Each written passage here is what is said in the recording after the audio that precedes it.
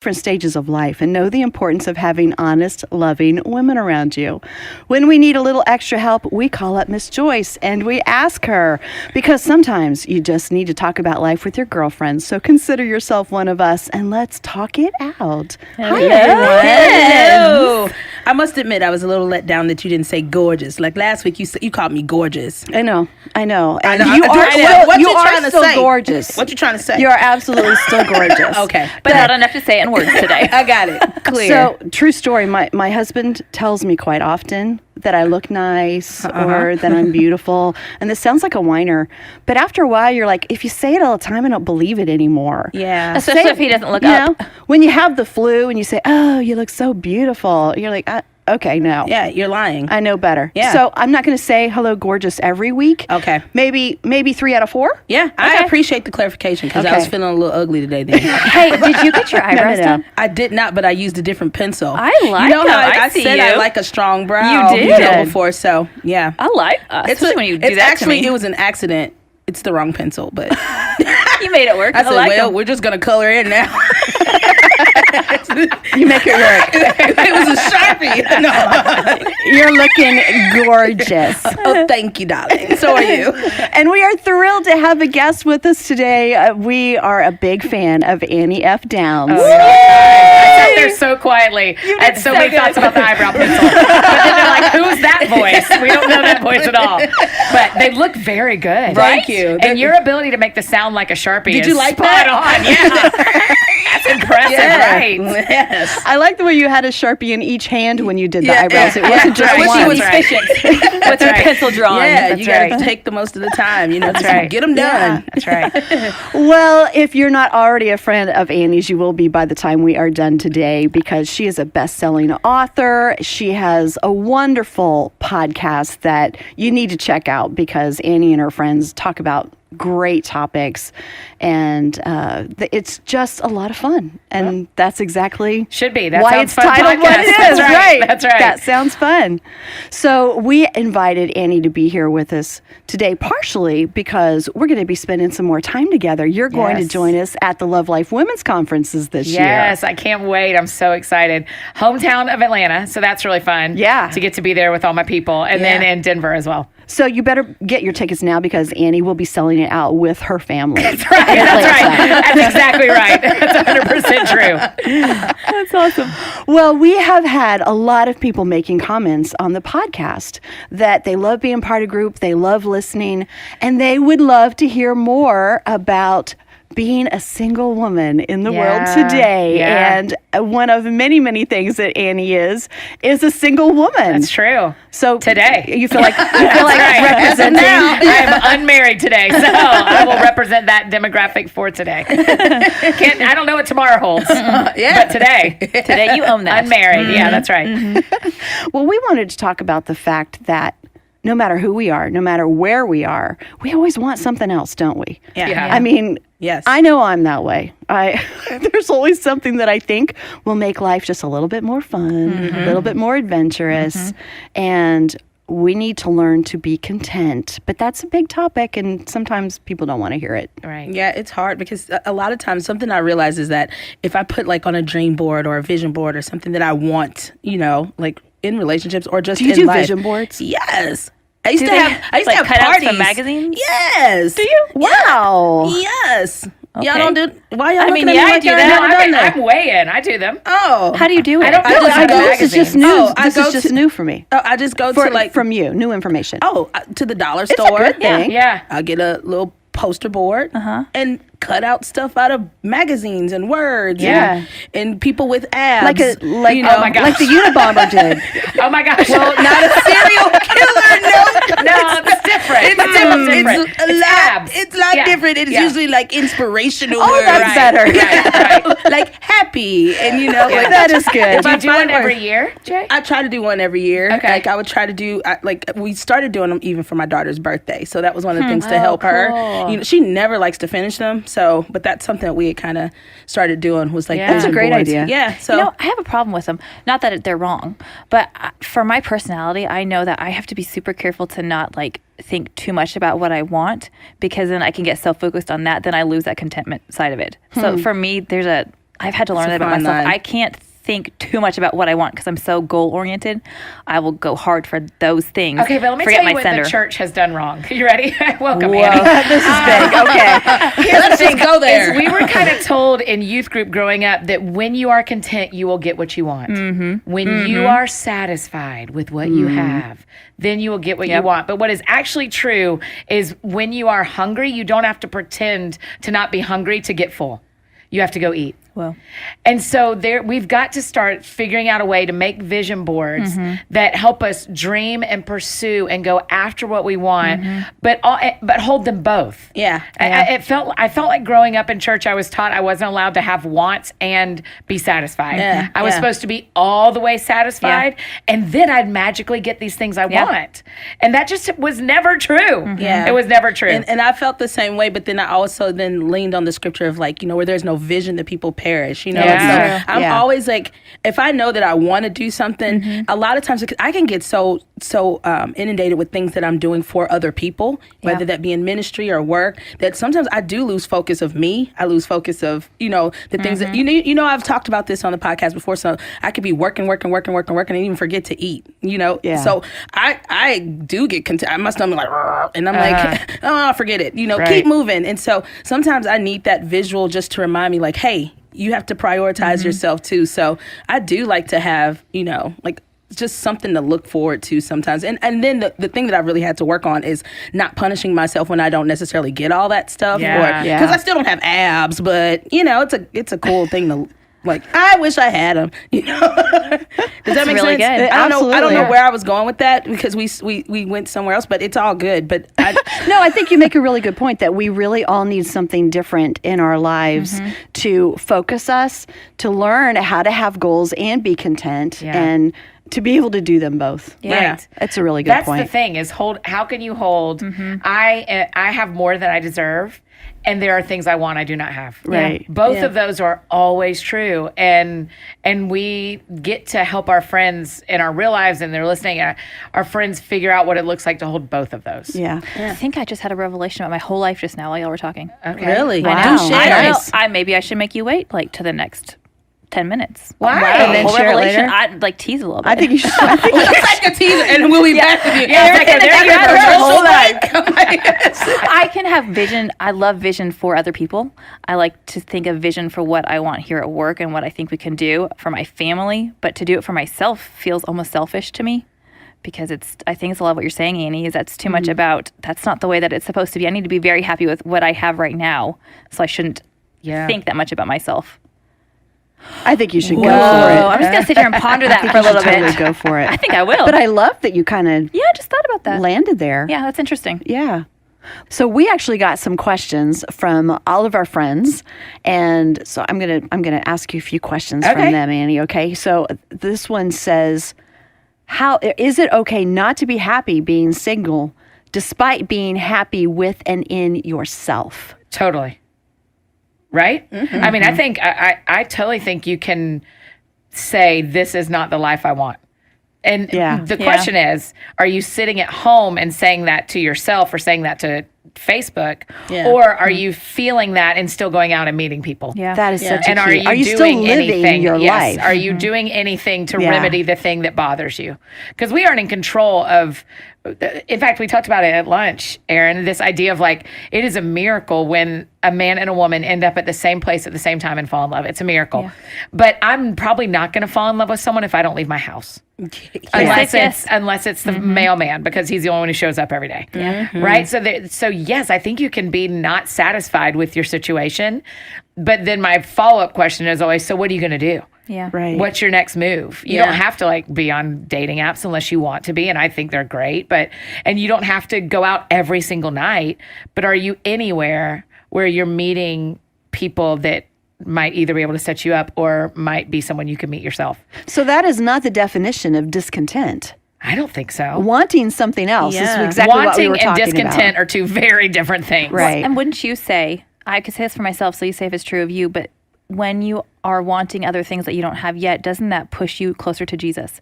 Because you're doing your best to do what you can do. The rest is up to him. That's right. So if you if you're doing your best, that pushes you to him to say, okay, I trust you to do the rest. I'll do my part, but now it's you. Yeah. So I feel like some of that is God working in us and using that. Yeah.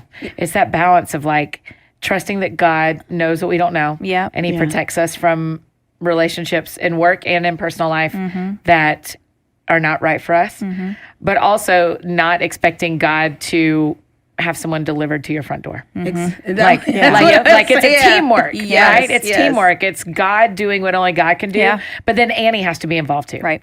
If I want to see a change. Well, it's also a mistake for us to assume that everyone is in that same situation, that every woman who is not married Wants to be married. Totally. Exactly. That's an expectation of all women that's not accurate either. That's right. And if we delight ourselves in the Lord, he will give us the desires of our heart. Yeah. And I don't think that means we get every little thing we want. I think that means when our focus is on him, he changes our heart to want those things that fit into his plan for our that's life. right. To match That's his right. desires. And so it can be a long process. Sometimes we don't always get all those things Yeah. in our timing either. What I can know is God's promise for me is Psalm 37:4, that he will give me the desires of my heart.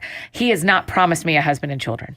Those are desires of mine, but that's not the promise. Right. The promise is he'll give me what my heart will desire. And so I have to check in and listen to and be like, well, actually, what am I desiring? Yeah. I'm desiring to do what God has for my life. Oh, that may be good. different. Yep. You know, I think sometimes we accidentally call things promises from God that aren't actually promises from God. And we like to makes us say that feel here. better. Yeah, because we go like, Yeah. oh yeah, he promised me A, B, and C. And it's like, Yeah, it wasn't that specific. that's not what the scripture I'm sorry. says. Sorry. And Let's go back to the Bible. You know what? I was thinking about, I have several friends who are either single or divorced, and that just brings up, and so a couple of them are super, super Christians that are, like you said about, Really good ones, yeah. just Jesus, I'm just focused on Jesus. And nothing like, but you boring. Like,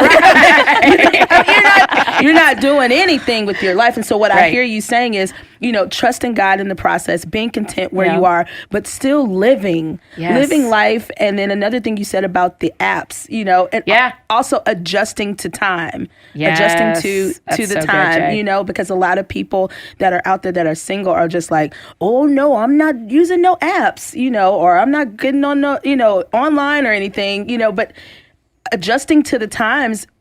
If you're not out there and doing things, there might be other ways that you can meet people. So I love the fact that you brought that up. Like, if that's not your thing, don't do it, but don't knock it if you don't. But here's the other thing about apps, ladies. Let me give you a Tell us about Please it. tell us, because I don't know nothing about them. Here is the thing. When you are at church, let's use church as an example. You're at church and you meet a man that is in your age bracket, that is someone you'd be attracted to, and y'all hang out in a group.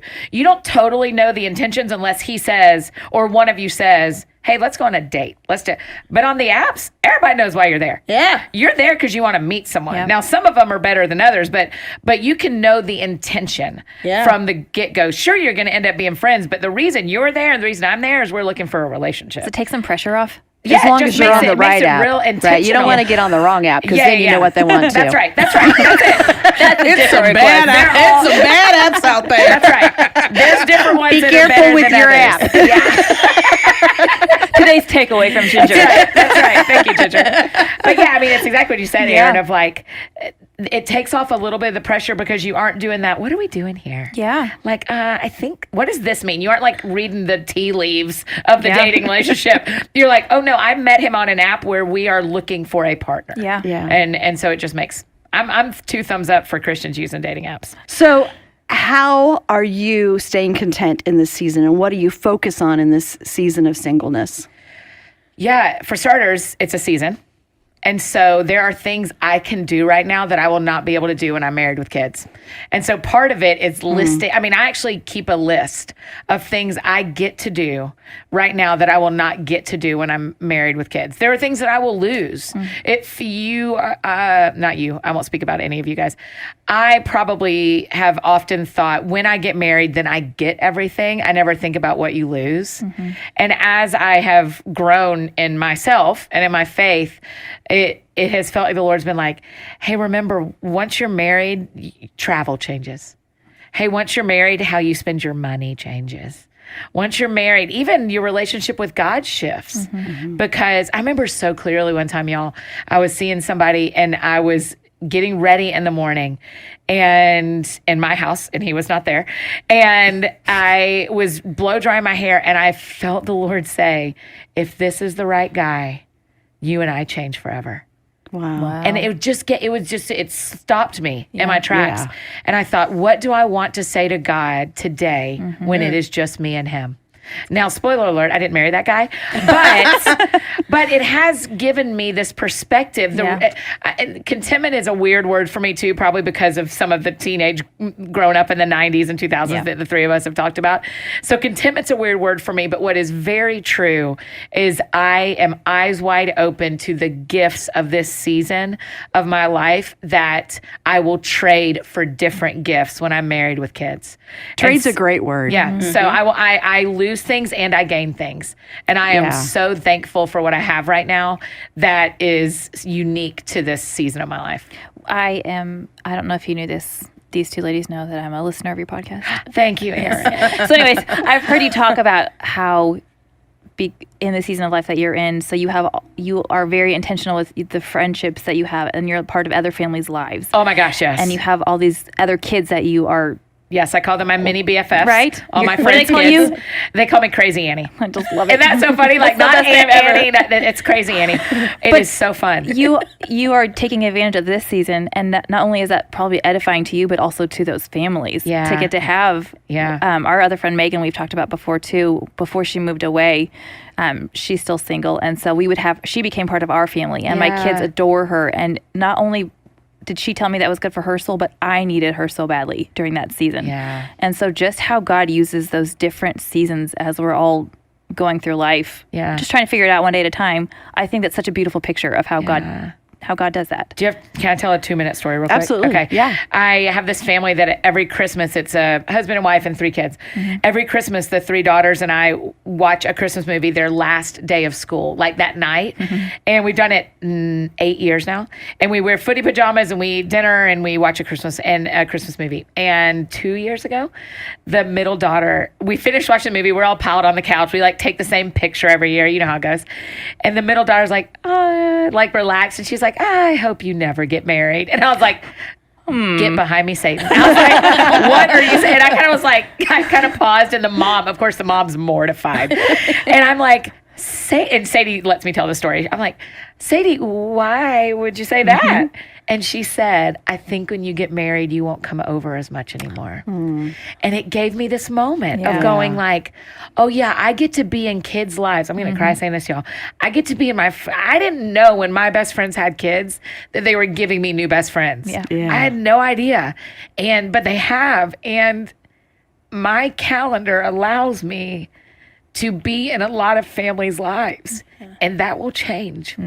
And so That's beautiful. So I am so thankful that I get to eat dinner with families and be with families and have these kids call me Crazy Annie and expect me to show up every Thursday night.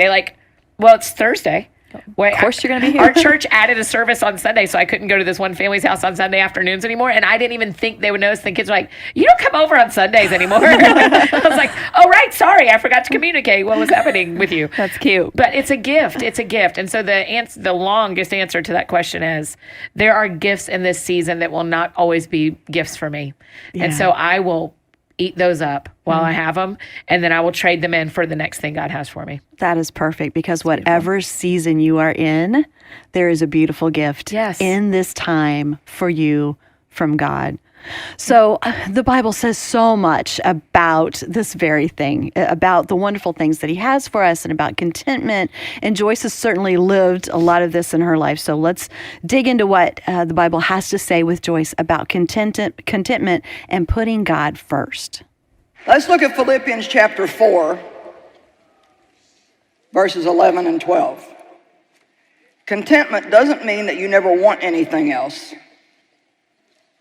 It means that you can be satisfied where you're at on the way to where you're going.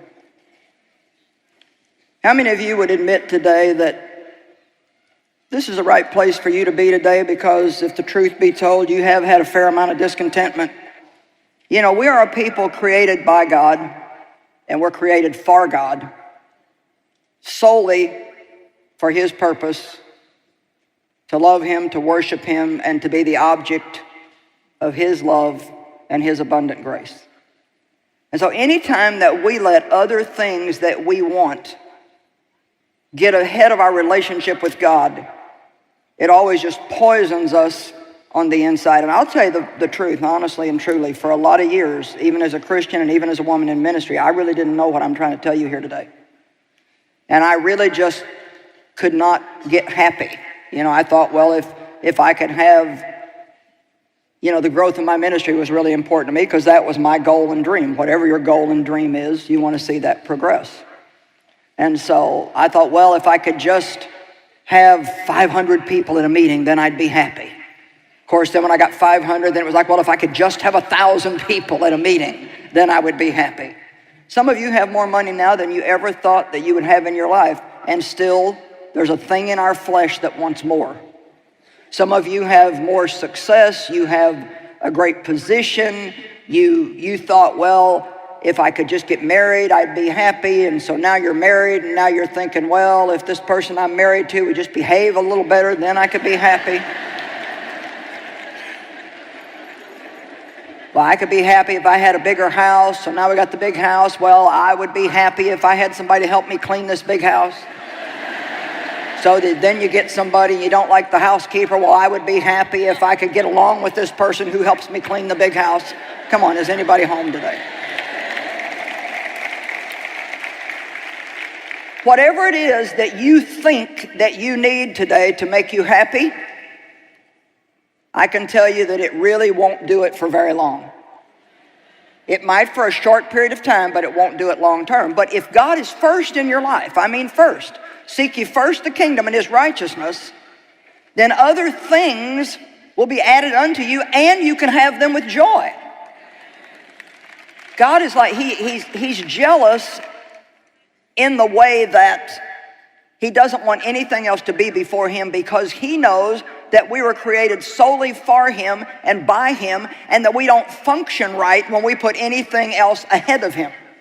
So when God tells us to keep him first, it's for our benefit that he tells us that, because that's the only thing that can truly make us happy. Now, the Apostle Paul in Philippians 4, verses 11 and 12, not that I'm implying that I was in any personal want, for I have learned how to be content, satisfied to the point where I'm not disturbed or disquieted in whatever state I am in. I love that.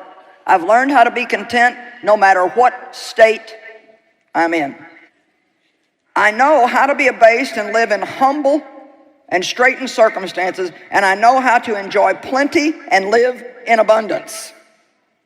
I have learned in any and all circumstances the secret of facing every situation, whether going well-fed or going hungry, having sufficiency and enough to spare, or going without and being in want. I have strength for all things through Christ who empowers me. Now, I personally think that we may be bordering on being guilty of having abused Philippians 4:13.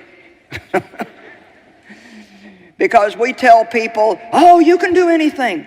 You've got the ability to do anything. But Paul was talking about something specific there. He said, look, you have the strength to stay happy if you're not getting what you want, and you have the strength to be happy if you are getting what you want. You have the power of God to be happy no matter what. So knowing that we have that power because of God in our life is so great, because I often don't think that I have it on my own sometimes. There are so many areas that I am very content, and other areas that I want more. I just know that there's more for me, but there's still contentment in all of that. And to be honest, because I've been married my whole life, so I just pretty much Since birth. pretty much came out that way. And so I am one of those people. I was very driven. I did not want to get married. I got married with the That's so understanding. annoying. I know, and it's okay to say that. I love that. I love that about you. I got married with my husband with the agreement that we would not have kids. Oh, wow. And it wasn't because I love children so much. It wasn't because I didn't love children. It was because I wanted to sow into other children in the world. It's one of those Christian things that you're talking about. Yeah. Was that there's so many hurting children all over the world, and I want to go. And I meant that with all my heart. So anyway, I wasn't going to get married. I wasn't going to have any kids. And so then when God put this man in my life that I loved, and after we had been, dating for many years, it was like, it wasn't many years. It was just through college, but Yeah, That's many. But then you're like, okay, I mean, when you're 21, that's a fourth of your life. exactly, So, exactly. yeah. And so then it's, all right, how am I content? Is my contentment going to come from what I thought my dreams always were? Do I leave this person now? Or do I walk this new path where I think God is taking me? And I think it's kind of like the flip side of it. It wasn't what I was panicked getting married because I'm too young and this is not what I wanted. I love this guy. What do I do? And Tim knows this, so it's all good talking about it. The girls know, that we weren't thinking about kids, and God completely turned that around. And it's the most wonderful thing, at this time in my life that I've ever done. But I think the point is what we think will make us happy is not always what really makes us happy. And God knows so much better. Yeah, so much better. I mean, how many guys, for those of you who didn't get married at birth, how many guys that we didn't date, that we wanted to date, I look back now and go, man, the guy I would have married in college, what would I be able to do this job? Right. Would I be doing the thing God has made me to do if I'd have been married 20 years ago? The answer is no. Yeah. It doesn't mean one's right or wrong. It meant for my story that he just knows. Yeah. Yes. He is better than good to me. And so I am aware that he knows what I don't know. In fact, my prayer life has changed, particularly when it comes to dating, where instead of going, I say what I want, Jay, like I say the desires of my heart, like this guy, I would like for this guy to work. But also, if there are two gardens here, and one of them is that this is the right guy, and one of them is that he isn't, I'm going to pray that you'll grow the right one. Grow the right garden and let me see fruit in the right garden, because I know you know what I don't know. Yeah. So I'll tell you my desires, but I'm going to pray both gardens and let you grow the one and Right. show me the fruit from the one and then I go like, well, this was easy. Yeah. That Because guy wasn't right. Because Where we want to be is where God puts us. Yes. And that's so mature, but that's really not the culture that we live in. Like, most people don't do that. Most people I've been think, single a long time, sister. I've had a lot of practice. so I'm saying like Yeah. a lot of people today. I counsel so many girls and help them so much, like with, this guy, he's really not a Christian. He doesn't really go to church and he doesn't do this, but I believe he's gonna start coming to church with me and Girl, he's I've gonna done start, it. he's gonna start getting better. And it's like, well, what do you, you can't make him into what you want. And that was a false perception I had at marriage at birth. I felt I was 20 as well. And so I was like, I thought that he could develop into what I wanted. Yes. Yes. No. Yeah. You Date know- the guy that you think he can become. Yeah, Nope. that's not fair. word of wisdom. It's not fair to them. Yeah. It's not fair to even you. That's right. And so the red flags that you see when you first see it, or when you're dating, take those as a heed. Like heed the warnings to say like, okay, well, maybe that's not the good fruit. That's not good fruit for me. But don't be one of those people that are like so big on just wanting something. You just want to be married that you'll settle and not take the time to pray and ask God exactly Yeah. what you said, Annie, For the about right garden. for the Right. right garden, the right fruit. Settling is such a funny thing too, right? Because let's go back to our teenage growing ups of don't settle for the wrong guy, don't settle for the wrong guy. I think where we have to handle that really carefully is what really matters. Well, his faith really matters. Because who do you want to be parenting children with if you're going to have children? So his faith really matters. To me, there's other things that matter. His job matters. There is one. It matters that he has a job. But then you meet someone who is a different, comes from a different background as you, or a different race, or has grown up differently than you, or or for me is a Florida Gator. I can't. That feels like settling. line is drawn. Right? And then you also need that community in your life going like, hey, it's not settling if he's different than you thought you were Yeah. Right. expecting. Yeah. Settling is, we need to use that word on the things that cannot change. Yeah. For faith people, a faith spouse. I had a non-Christian friend, Jay.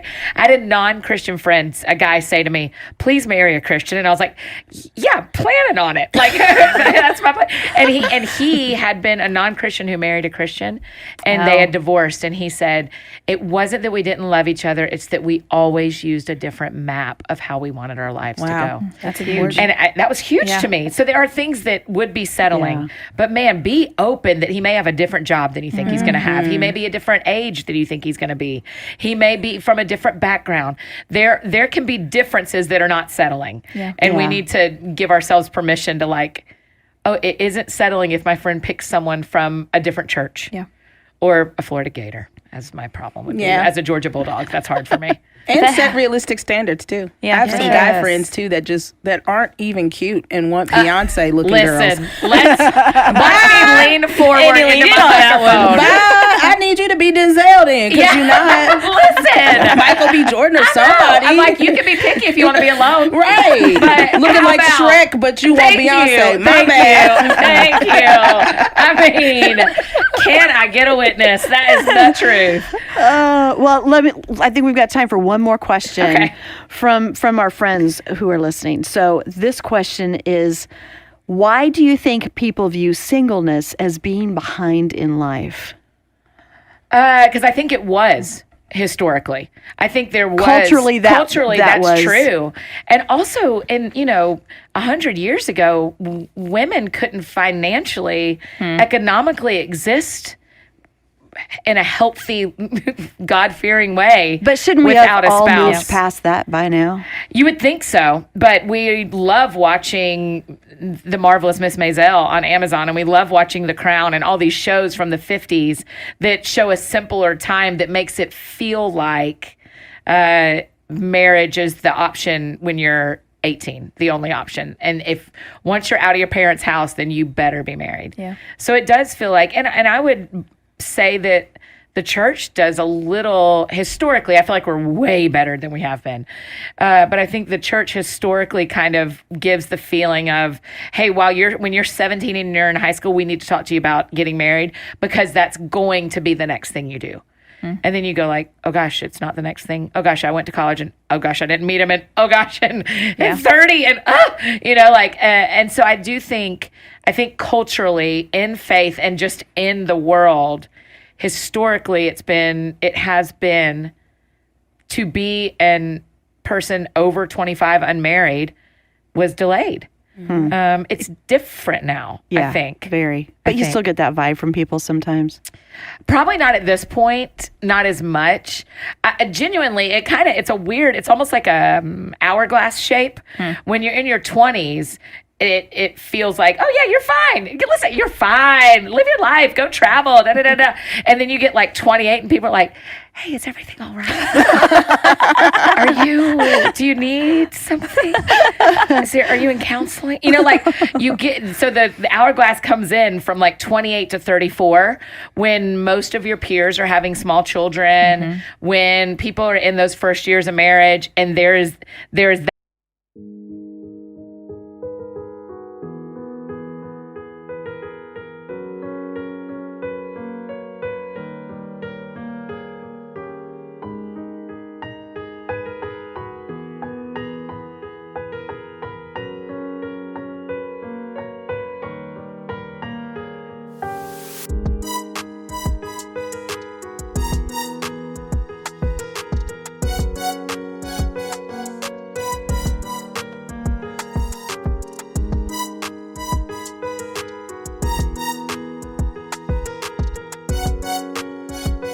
That feeling of like, you're behind. And then when you get 35, people are like, you know what? You're all right. you're fine. We were worried, but now we aren't. Like, it's like Yeah. they come back out of the hourglass a little bit has been my experience. I'm not sure if that's everyone's experience. But I also moved to a bigger city than where I grew up for my 30s. And so the dating age and the marriage age changed. Yeah. My peers that we're in our late 30s, my peers have preschoolers. My peers in my hometown have middle schoolers. And it's just a difference of what the city, Right. what the culture was like in that particular city. Well, I'll tell you, just like we were talking about how glad I am that God knows what I needed, even more than I did. Yeah. Because I'm so happy that I followed the path that God took me on. But in the same way that God knows better, I have to realize that people do not know better. Yeah. That no matter what people are saying to me, if God's not leading me there, Yeah. then that's not the way to go. Yeah. And that's where contentment comes from too, because so often we do feel discontent because we're comparing ourselves to everybody else, or we're listening to what somebody else is saying that we should be or be doing. Yeah. And we have to stop that. I've been thinking about that in the past week too.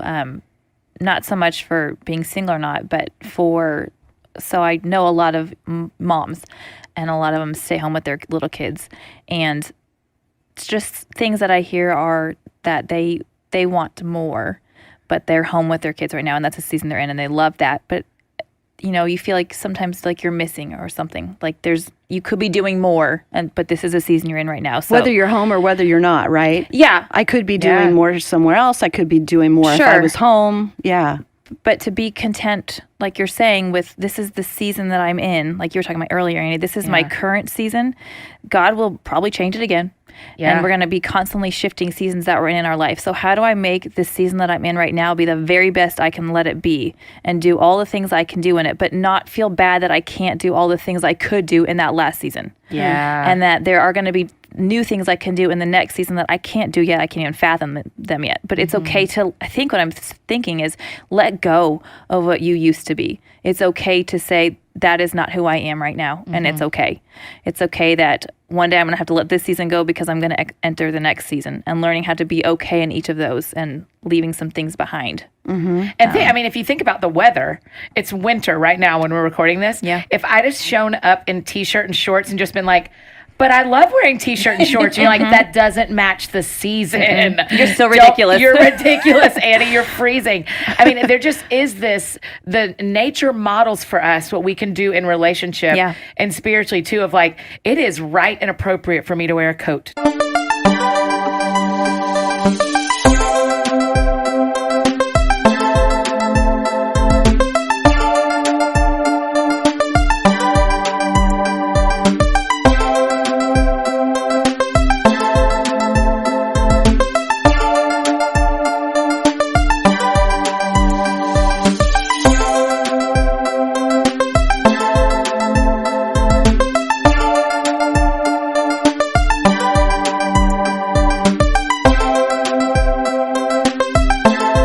Today.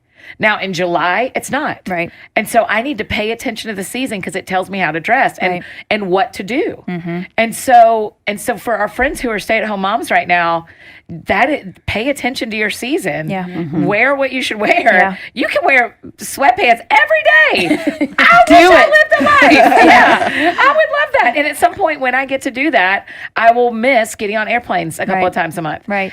You will always miss a season you used to be in, but you can also always find something you love about the season that you're in if you are looking for it. Yeah. Because you're right, it always changes. Spring will come and summer will come, and we will wear shorts again, and we will wish it was cold one day. It's just the way we are as humans. That's true. That's very true. Annie, thank you. Thank you guys so much for having me. I'm We've really loved it. grateful. We've loved it. And we just want to remind everybody that we have a free resource for you. So if you would like to check that out, it's called Consistently Content. It is at joycemeyer.org/talkitout. And it is a free download. So go there and get that. Also, when you're on social media, use the hashtag #TalkItOutGirls, and I'll just keep sharing what we're thinking about this, and keep digging deep and not holding anything back. Apparently. Yeah, I said,